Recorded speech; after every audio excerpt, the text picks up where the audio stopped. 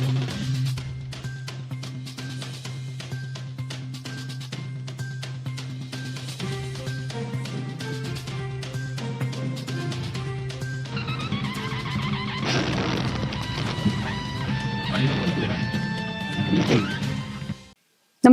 आपण पाहता हिरकणी न्यूज.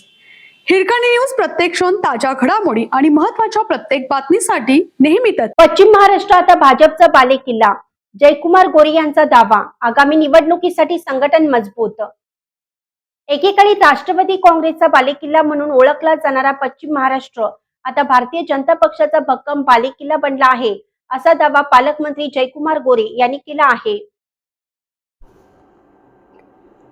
भाजपच्या पश्चिम महाराष्ट्र विभागीय संघटनात्मक बैठकीनंतर पत्रकारांशी बोलताना त्यांनी आगामी निवडणुकीच्या पार्श्वभूमीवर पक्षाची भूमिका स्पष्ट केली.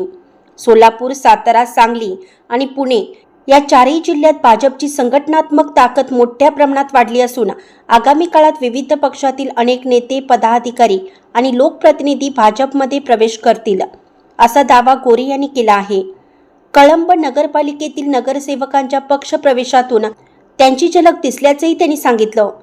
भाजप प्रदेशाध्यक्षाच्या मार्गदर्शनाखाली पश्चिम महाराष्ट्रातील आमदार, खासदार आणि जिल्हा संघटनात्मक पदाधिकारी आणि मतदारसंघ प्रमुखांची बैठक झाली.